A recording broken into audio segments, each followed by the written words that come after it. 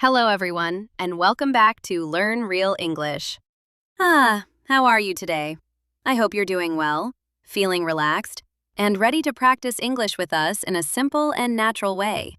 Yeah, hello everyone. I'm really happy to be here today, and I'm excited because today's topic is very useful for daily life. We're going to talk about my neighborhood. Exactly, George. Today we're talking about neighborhoods, useful places, directions, transportation, neighbors, and the places we see around us every day. Right, and this is a great topic for English learners because people often ask about neighborhoods when they move to a new place, visit someone, or describe where they live. That's true. So let's start with a simple question. George, what is a neighborhood? A neighborhood is the area where you live. It includes the streets, buildings, houses, stores, parks, schools, and people around your home. That's a very clear explanation. So if I say, I like my neighborhood, I mean I like the area around my home. Exactly. And your neighborhood can feel quiet, busy, friendly, noisy, clean, safe, or full of interesting places. I like that. A neighborhood is not only buildings and streets, it also has a feeling, right? Yes, absolutely. Some neighborhoods feel warm and peaceful, and some feel very busy and full of energy. So, George, do you like your neighborhood? Yes, I do. And honestly, I like it very much because it is quiet, clean, and friendly. It feels like a good place to relax after a long day. That sounds really nice. A quiet and clean neighborhood can make daily life much easier and more comfortable. Yeah, exactly. When I walk outside, I don't feel stressed. I can see trees, people walking, and sometimes kids playing in the park. That sounds peaceful. What about useful places? Do you have many places near your home? Yes, I do. There is a grocery store, a pharmacy, a bus stop, a small park, and a few restaurants near my home. That is very convenient. When useful places are close, you don't need to travel far for simple things. Right, if I need milk, bread, medicine, or even a snack, I can walk for a few minutes and find what I need. You said snack with a very serious voice, George. I feel like snacks are very important in your neighborhood. Well, Jane, snacks are not just food. Sometimes snacks are emotional support after a long day. Emotional support snacks. That is funny, but honestly, I understand that. Thank you. I feel seen and understood. What about my neighborhood? I like mine too because there are many useful places nearby. Oh, nice. What places are near your home? There is a grocery store, a pharmacy, a park, a coffee shop, and several restaurants. So it is easy to buy things, relax, and meet people. Wait, did you say several restaurants? Now you have my full attention, Jane. I knew that would work. If I say restaurants, George suddenly becomes very interested. Of course, restaurants are important. A good neighborhood should have good food. I believe this is a serious life rule. A serious life rule? Okay, maybe you are right. Good food can make a neighborhood feel more enjoyable. Exactly. If there is a nice restaurant nearby, you can eat with friends, try new food, and enjoy the area more. That's true. How far is the grocery store from your home? The grocery store is about a 5-minute walk from my home, so it is very convenient. I can go there quickly when I need something. That is great. 5 minutes is close enough to walk, but far enough to feel like a small exercise. Exactly. I usually walk there and I tell myself, this is healthy. Then I buy snacks, and the health part becomes questionable. So the walking is healthy, but the shopping choices are sometimes not healthy. Yes, that is a fair description. I start with good intentions, but cookies sometimes have strong power. Cookies do have strong power. What do you usually buy at the grocery store? I usually buy simple food like bread, eggs, fruit, vegetables, and sometimes snacks. Okay, maybe snacks happen more often than I plan. At least you also buy fruit and vegetables. That makes the story sound more balanced. Exactly. I like balance. One apple, one cookie. That is balance, right? I'm not sure a doctor would agree, but it sounds funny. Fair enough. I will call it personal balance, not medical advice. Before we continue, dear listeners, if you want to improve your English every day, listen carefully. Yes, this is simple and helpful for your English practice. Search for the Molingo app directly on the Google Play Store. Yes, search for the Molingo app directly on the Google Play Store. You can practice vocabulary, listening, speaking, and useful daily English. Now let's talk about parks. Do you have a park near your home? Yes, I have a small park near my home, and I really like it because it makes the neighborhood feel fresh and peaceful. That sounds lovely. Parks are very important because they give people a place to walk, sit, breathe, and relax. Right. Sometimes I go there just to walk for a few minutes, especially when I want to clear my mind. I understand that.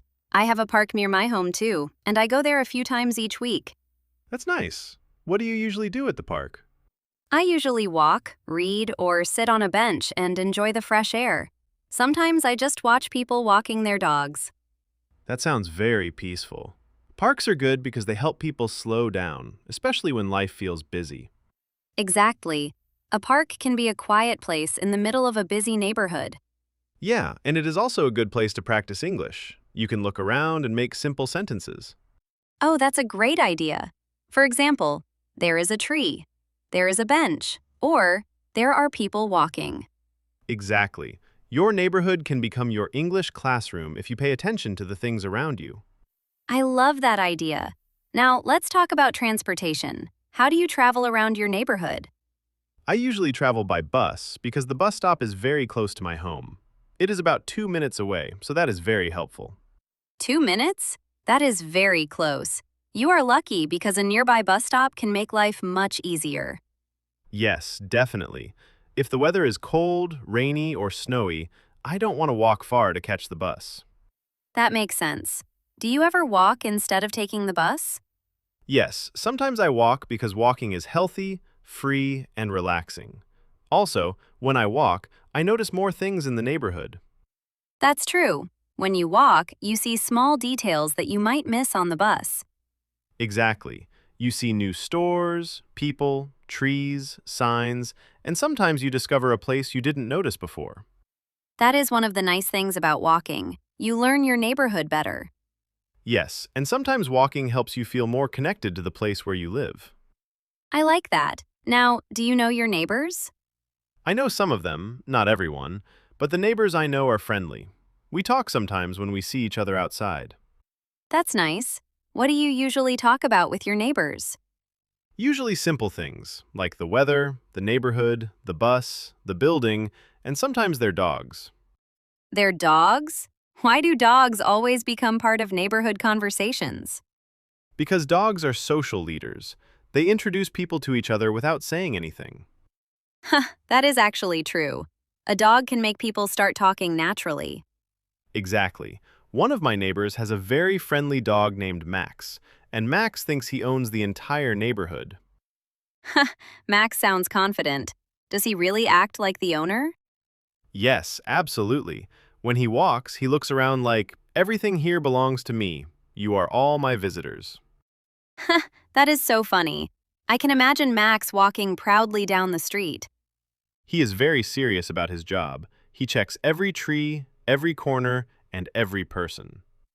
Maybe Max is the real neighborhood security guard. Honestly, yes. But instead of asking questions, he just smells everything. That is hilarious. Dogs really make neighborhoods feel more alive. Yes, they do. And they also help people smile, which is important. Let's imagine someone is visiting your neighborhood and needs directions. Great idea. Directions are very useful in English, especially when someone asks where a place is. Okay, I ask, where is the grocery store? You can say, "The grocery store is next to the pharmacy, across from the bank, and near the bus stop." That is excellent. You used 3 useful location phrases: next to, across from, and near. Yes, and those phrases are very practical because people use them all the time when they give directions. Let's explain them slowly for beginners. Next to means beside something, very close to it. Right. For example, the school is next to the library. That means the school is beside the library.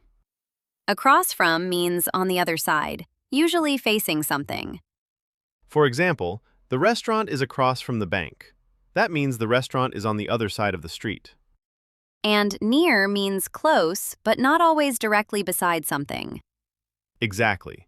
For example, the bus stop is near my house. It is close to my house, but maybe not exactly next to it. These words are very useful when describing a neighborhood. Yes, and learners can practice by describing real places near their home.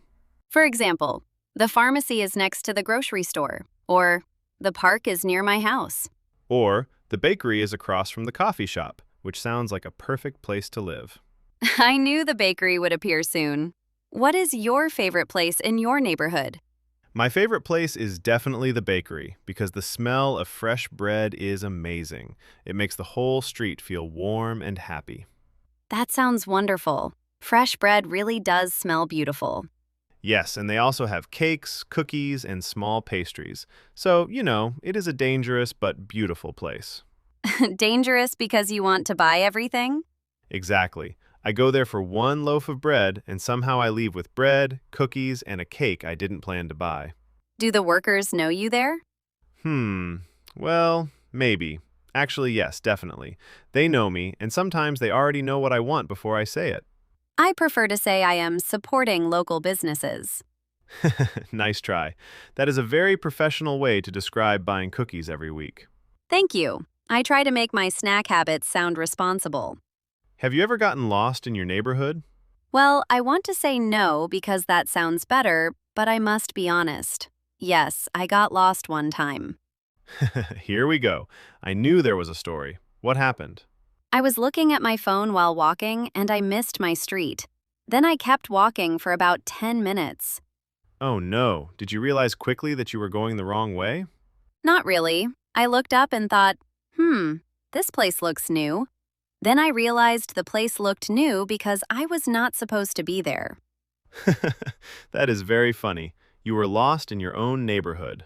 I prefer the word exploring. It sounds more confident and less embarrassing. Nice try. But if you miss your street and don't know where you are, that is getting lost. Fair enough. I got lost, but only a little. And I found my way back, so I count that as success. That is positive thinking. Sometimes getting lost helps you learn the area better. Exactly. After that day, I knew that street very well because I accidentally visited it. Accidental learning. That is actually useful sometimes. Yes, but I still recommend looking up from your phone when you walk. Good advice. Safety first, and also don't miss your street. Exactly. Your street does not always come back quickly. Let's remind our listeners again before we continue. Daily practice is very important. Yes, if you want extra English practice, this is a simple way to do it. Search for the Molingo app directly on the Google Play Store. Search for the Molingo app directly on the Google Play Store and practice useful English for real conversations. Now let's learn a little grammar. We often use there is and there are when describing neighborhoods. Yes, this grammar is easy and practical. We use there is for one thing and there are for two or more things. Example, there is a park near my house. That means one park is near my house.